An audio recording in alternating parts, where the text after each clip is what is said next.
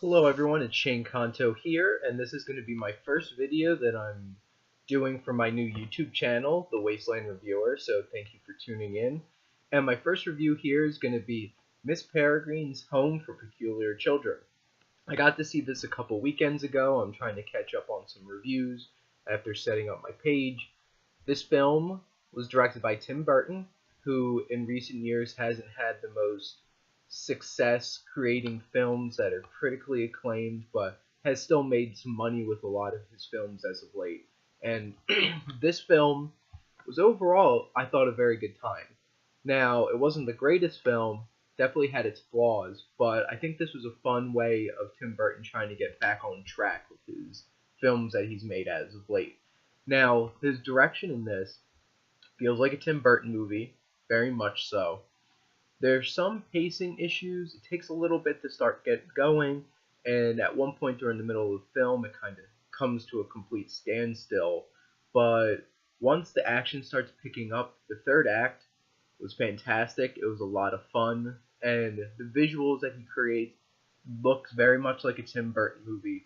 Some of the visual effects probably weren't the greatest, but it was fun. There were some stop motion moments, and it just looked like a really interesting way of Tim Burton trying to come back from his recent, some of his, like, Dark Shadows and Alice in Wonderland.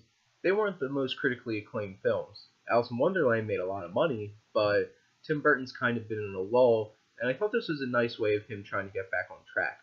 Now, Jane Goldman's script, you had so much information that you're trying to squeeze into this film, since this is going to be an origin story, and there's so much backstory with all the peculiarity and all the other characters, and trying to cram that all in there felt a little overstuffed at points, but overall I think it was pretty clear with everything. And in terms of plot, it was an interesting story. It took a little bit of getting used to everything, that's all the moving parts of it. It is an origin story, so it does take a little while of getting on its feet and moving, but overall, I think it did a pretty good job of telling an interesting story. Now, in terms of some of the pacing issues were in how it was written, and there were particular parts that just kind of dragged all the momentum that was built up in the film. And in terms of the characters, there's some great characters in this film. A lot of the children were fantastic. They were cool. They were interesting. And some of them were underwritten. Now, there's actors in this like Judi Dench, and Rupert Everett, and Chris O'Dowd that feel like were completely wasted. And it was like, why did they pay these big paychecks for them to do absolutely nothing? And even to a smaller extent, Terrence Stamp and Ava Green, who are both fantastic standouts in this film. They did great jobs with the characters that they were given. Didn't have the most well planned out characters for them to actually be doing much with, but in the moments that they were on screen, they were fantastic. Now, looking at the lead, Asa Butterfield, his character wasn't that interesting, to be perfectly honest. He was really the bland, average guy dropped into an interesting situation, and some of his performance was a little off, and wasn't the hugest fan of his performance or the character in general, which kind of brings things down since he's the one you're supposed to be identifying with. Now, the most interesting part of this movie was its villain, and in terms of the character, it was absolutely funny.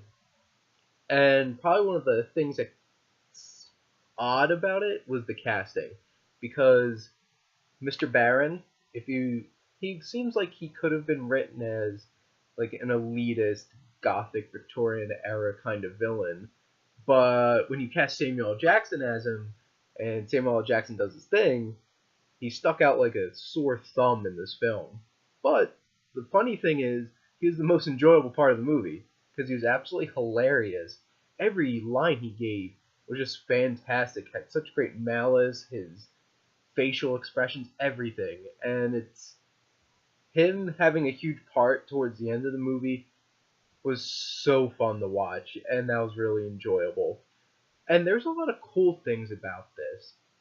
There's cool CGI stop motion scenes, so they look like they were stop motion, but they really were the parts where it was like Tim Burton really, it really felt like Tim Burton was in his groove making those scenes. And in terms of putting it all together, and like the music was, from what I recall, was very good music. There's some interesting song choices in some of the scenes, in particular one carnival scene, which kind of stuck out. But much like Samuel L. Jackson, it was so much fun that even though it stuck out in the film, it was a fun time anyway. And in terms of depth, there were a lot of themes of finding belonging, and obviously the recurring bad parents themes in any Tim Burton movie, which honestly this was turned up way too much in terms of bad parenting. It was so neglectful and it was just didn't make sense. There were plenty of plot holes that popped up, which took away a little bit from the film, but not where I lost enjoyment out of it. There were points where I was like, wait a minute, how the heck did that just happen? But overall, Miss Peregrine's Home for Peculiar Children was a lot of fun. I really enjoyed it, and it's actually leaving me hoping that it does make enough money that they will make more. I feel like these characters could really mesh well in a story where they're not bogged down by a bunch of exposition and origin story. And it's not the greatest film. It's definitely not Tim Burton's best film, but it was a fun time, and I think it's worth giving a go. So I'm gonna give Miss Peregrine's Home for Peculiar Children a B minus.